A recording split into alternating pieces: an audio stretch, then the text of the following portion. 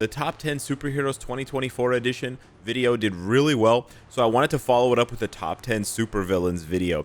However, I noticed that it's not really the same, and I want to point out a couple of things to you guys. Not only are there fewer supervillains for sure, but I also want to point out to you guys how many kind of mid-tier supervillains there are in the game, and especially recently, characters like Thane, characters like Victorious, Anti-Man. If they don't have a support ability like Sin or whatever, they kind of just get forgotten about so quickly. It's nuts. And also just like the utility of heroes just feels like there's a lot more utility.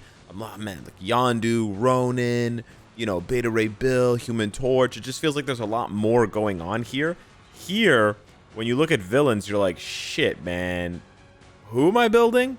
So this top 10 list was definitely more difficult than the heroes list, but let's kick it off at number 10 here with a good old staple, Green Goblin, aka Red Goblin. One of the best lead supports in the game for villains, bar none, and he can carry himself in content as well. So he's basically the pinnacle of what you can ask for from a, you know, low ceiling character, which is, you know, tier 3 of Transcended, stuck at level 70. The day he gets 80, the day he gets tier 4, he's gonna absolutely rip one in the meta, just like Human Torch does. But for now, he is slowly being replaced by characters like Mystique and characters like Gwenpool, but I still think he is absolutely fantastic.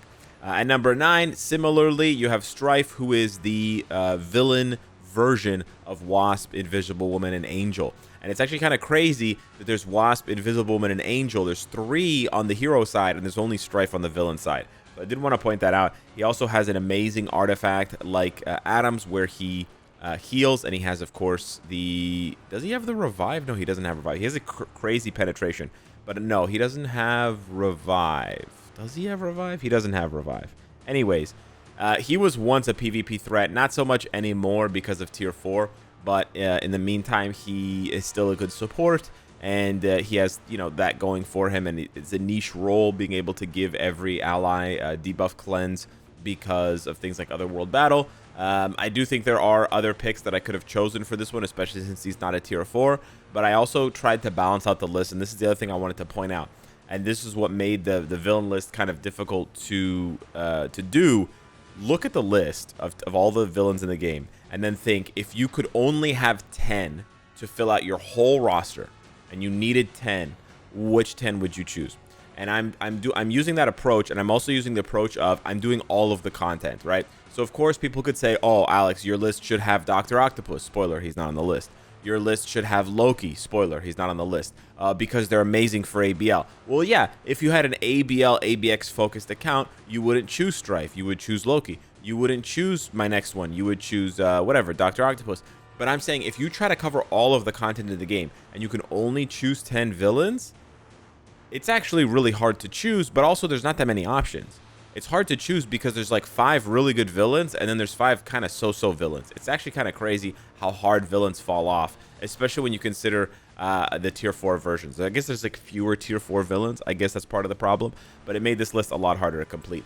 Madeline comes in as my number 7, mainly because she has the immortality passive.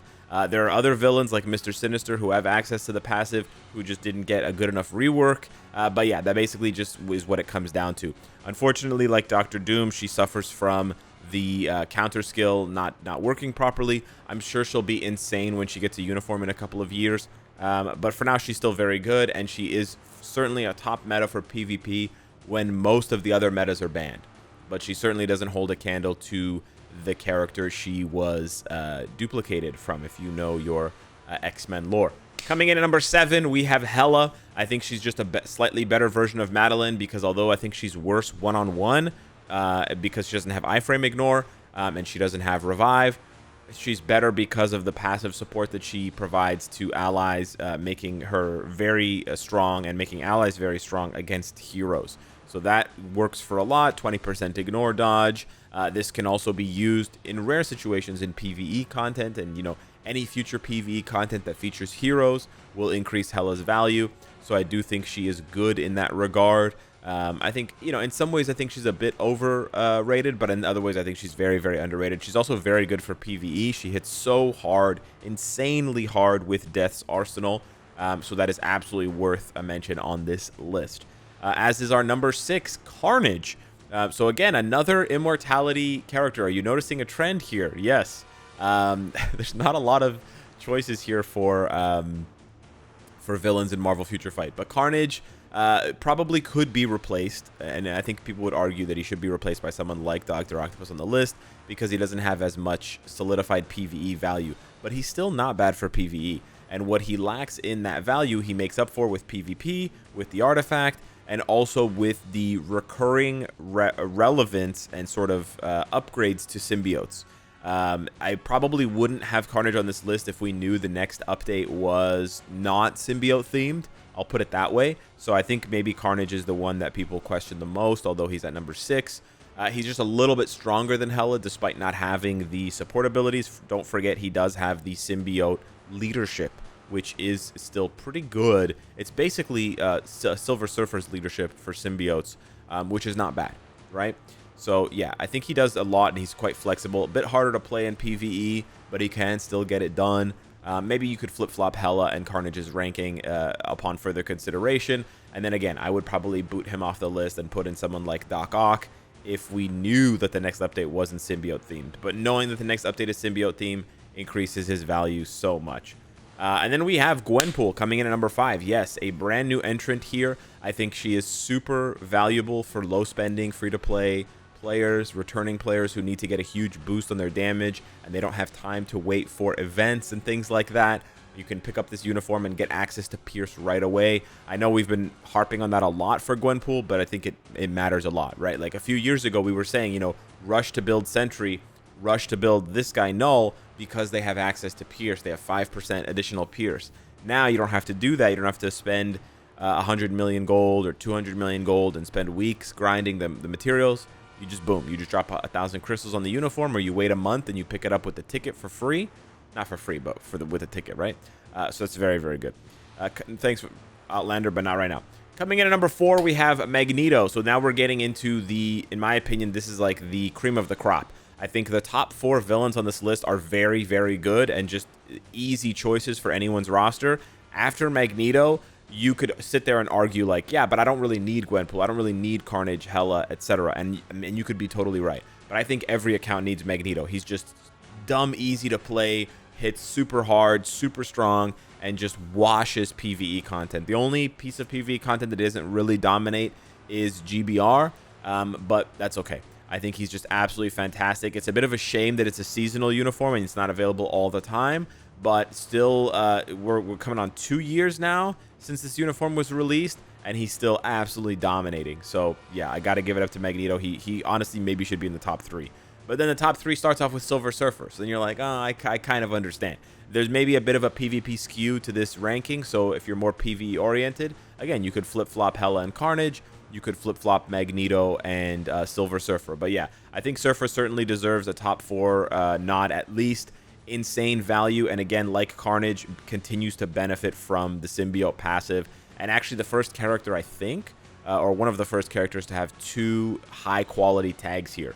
So you could put him together with a symbiote or Annihilator's team. Obviously, one is much better than the other because of characters like Agent Venom. But still, he does have access to the whole shed worth of tools. He's insane for PvP, as we know. Very, very strong on manual, which is rare to find these days. And he's no slouch for PvE either. He's actually kind of proc-friendly, which is crazy. His tier 3 is a little clunky, but I think he's very, very strong and absolutely deserves a spot on your roster. And so then we come to number 2, who I actually think is Hulk. I got a lot of flack for this in the tier 4 ranking video recently, but I think Hulk is just so good. He's insane for PvE. This is obviously a PvE-focused uniform with the infinite 5th skill and things like that, and how proc-friendly he is. But he's proc-friendly, which is crazy. But then he's so good with a rage. But then you can also build him for PvP with like a regen or a refinement, and he's still good for PvE because he scales on HP.